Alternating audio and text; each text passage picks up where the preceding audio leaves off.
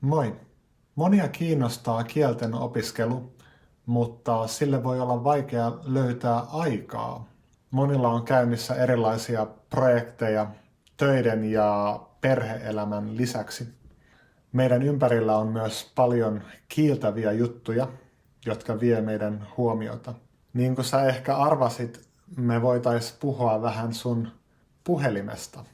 Älypuhelin voi kyllä auttaa kielen opiskelussa tosi paljon ja mä itsekin käytän sitä päivittäin. Mutta niin kuin kaikki teknologiat, älypuhelimet aiheuttaa myös ongelmia, joista on tärkeää puhua. Myös tuli on teknologia, joka aiheuttaa ongelmia, jos sitä ei käytä varovasti. Mutta ennen kuin mä alan saarnata kännykän käytöstä, niin mä haluaisin puhua yhdestä toisesta asiasta. Jos käyttää tylsiä opiskelutekniikoita, niin ei ole ihme, jos on vaikeaa löytää sille aikaa.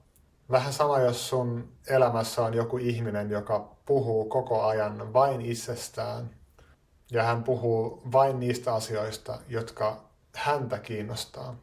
Siinä tapauksessa voi olla vaikeaa löytää aikaa hänelle, eikö niin? Vaikka näin sivumennen sanoen, jos sä itse et ole avoin ja et kerro sun elämästä, niin monien voi olla vaikeaa tietää, mikä sua kiinnostaa ja mikä on sulle tärkeää. Mutta takaisin aiheeseen, miten tehdä opiskelusta hauskempaa niin, että me saatetaan jopa odottaa kielen opiskelua. Niin, että me tehdään sitä mielellämme jopa väsyneinä töiden jälkeen. On hyvä miettiä, että mitä tykkää tehdä omalla äidinkielellä. Ja voisinko mä tehdä sitä myös kohdekielellä, eli sillä kielellä, mitä mä opiskelen. Mä sanoisin, että suurin osa opiskelijoista odottaa liian kauan ennen kuin he antaa itselleen luvan nauttia mielenkiintoisesta kulttuurista kohdekielellä myös. Ei ole pakko ymmärtää kaikkea heti. Jos opiskelumateriaali on mielenkiintoista, niin silloin ei haittaa lukea tai kuunnella sitä montaa kertaa. Tietysti alkuvaiheessa opintoja voi olla tarpeen opetella perusteet jonkun oppikirjan avulla, mutta oppikirjassa ei kannata viipyä liian kauaa.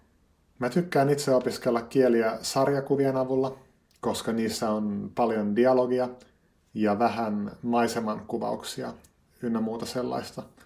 Ja se dialogi on usein suht luonnollista. Sarjakuvissa on myös se hyvä puoli, että niissä on kuvia ja ne kuvat antaa kontekstia. Niinpä sanat jää helpommin mieleen meille. On tärkeää myös kuunnella paljon juttuja kohdekielellä. Mä kuuntelen itse materiaalia yleensä useamman kerran, varsinkin opiskelujen alkuvaiheessa. Niinpä äänitiedostoista tulee kuin lauluja, jotka jää soimaan päähän. Mä opiskelen myös melkein joka päivä. Se tarkoittaa sitä, että mä etenen suht nopeasti, vaikka joinain päivinä opiskeluaika jäisikin aika vähäiseksi. Kun etenee nopeasti, niin se lisää opiskeluintoa. Jos edistyy hitaasti, niin sitä alkaa miettiä, että onko tässä mitään järkeä. Jos jonkun kielen opiskelu on sulle tärkeää, niin mun mielestä on väärin vain odottaa opiskeluinspiraatiota. Usein käy niin, että inspiraatio syntyy säännöllisen tekemisen jälkeen. On myös tärkeää pitää mielessä, miksi opiskelee kieltä. Se lisää opiskelumotivaatiota ja sitä kautta monesti myös opiskeluaikaa. Erittäin kokenut kieliekspertti Luca Lampariello on puhunut tästä paljon. Hän kehottaa meitä kirjoittamaan pitkän tekstin, jossa me listataan syitä, miksi me opiskellaan juuri sitä kieltä. Hän suosittelee laittamaan siihen myös tarkkoja kuvauksia siitä, mitä haluaa tehdä kielellä ja missä. Esimerkiksi mä haluan matkustaa tähän paikkaan ja puhua siellä paikallisten kanssa tästä aiheesta. tunnelma on tällainen, sää on mulle sopiva. Jos jotain osaa kuvitella, niin se usein myös tapahtuu oikeassa elämässä, ennemmin tai myöhemmin. Jos sä olet ihminen, joka pystyy keskittymään yhteen videoon näin kauan, niin mä uskon, että on hyvin todennäköistä, että sä pystyt saavuttamaan monia asioita, mitä sä listaat sun paperiin. Voi olla hyvä katsoa esimerkiksi dokumentteja tai matkavideoita sun kohdekielen maasta. On myös hyvä miettiä, että mitä muuta hyvää sun elämään todennäköisesti tulee, jos sä osaat puhua tätä kieltä. Miten se vaikuttaa sun uralla, miten se vaikuttaa sun ihmissuhteisiin. Me saadaan usein lisää opiskeluaikaa, kun opiskelu on yksinkertaista aloittaa, kun meidän ei tarvitse ottaa montaa askelta opiskelua varten. Siksi on hyvä laittaa opiskelumateriaali valmiiksi esille, jos mahdollista.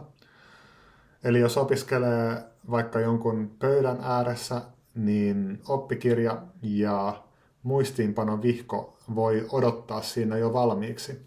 Muuten on mahdollista, että opiskelu unohtuu. Opiskeluaika voi myös lisääntyä, jos houkuttelevat häiriöt on useamman askeleen takana. Eli jos sä haluat pelata vähemmän videopelejä, niin sä voit laittaa pelikonsolin tai peliläppärin esimerkiksi jonnekin vaatehuoneen kaappiin. Jos se sen sijaan odottaa sua keskellä olohuonetta, niin sitä voi olla vaikeaa vastustaa.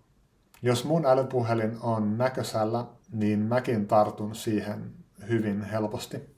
Ihan sama kuinka korkealla mun opiskeluinto on sillä hetkellä. Mulla on kännykässä usein myös päällä suodatin.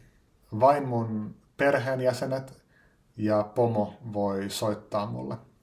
Mä annan vain harvan appin lähettää mulle ilmoituksia. Nykyään mulla on myös erillinen opiskelupuhelin. Se on mun vanhempi älypuhelin, jossa ei ole someäppejä. Siinä ei ole edes YouTubea. Tosin mä harkitsen sen asentamista siihen, koska mä sain juuri tietää, että mä voin käyttää sitä niin, että YouTuben etusivu on tyhjä. Mulla on myös tiukka sääntö, että mä en lue uutisia tällä opiskelupuhelimella. Mulla on siinä kännykässä japanin sanakirja, joka ei tarvitse edes internetyhteyttä. Mutta tällä puhelimella mä käytän pääosin Link-appia tällä hetkellä. Mä opiskelen sen avulla usein ukrainan kieltä. Joillekin tabletti tai läppäri voi toimia samalla tavalla kuin mun älypuhelin. Mun tavallisen puhelimen mä laitan usein eri huoneeseen tai ainakin niin, että se ei ole näkyvissä. Silloin kun mä kävelen tai teen jotain muuta, niin mä kyllä kuuntelen usein mun tavallisesta puhelimesta podcasteja. Osa podcasteista on niillä kielillä, mitä mä opiskelen. Mä käytän Link-appia jonkin verran myös mun tavallisella kännykällä. Linkin maksullinen versio sisältää sellaista aktiivista tekemistä, joka pitää mut usein keskittyneenä. Eri asia on, jos mä yrittäisin vain lukea jotain passiivisesti. Mä laitoin hiljattain mun puhelimeen sellaisen asetuksen, että se muuttaa mun tavallisen kännykän ruudun mustavalkoiseksi kello 8 jälkeen. Tutkimusten mukaan se vähentää suuresti ihmisten puhelimen käyttöä. Mä olen huomannut, että se on vähentänyt jonkin verran, ainakin mun puhelimen käyttöä. Viime viikon loppuna mä kuulin ajatuksen, joka tulee vähentämään mun puhelimen käyttöä iltaisin varmasti. Mä kuulin, että meidän olisi hyvä rauhoittua ja vähän pohtia rauhallisesti päivän tapahtumia illalla. Muuten käy usein niin, että me aletaan pohtia niitä sängyssä Jatkuva kännykän käyttö myöhään illalla estää tämän rauhallisen prosessin. Pari viime yötä mä olen pyrkinyt tähän ja mä olen nukkunut paremmin. On tärkeää myös ladata akut opiskelusessioiden välissä. Meidän kannattaa tutkia, mitkä on terveyden kulmakiviä ja miten pitää huolta niistä. Yksi kulmakivistä on ihmissuhteet. Niiden merkitystä mäkin olen aliarvioinut välillä. Kaikki on yleensä helpompaa, kun meillä on mukavia ihmissuhteita. Me saadaan heiltä energiaa, jota me voidaan käyttää opiskeluun. On hyvä muistaa, että jos me ollaan ladattu akut kunnolla, niin me voidaan oppia enemmän samassa ajassa. Meidän aivot toimii silloin paremmin. Mitä mieltä sä olet tästä aiheesta? Mitkä asiat on auttanut sua saamaan lisää opiskeluaikaa? Ja kiitos kun katsoit tämän videon kokonaan.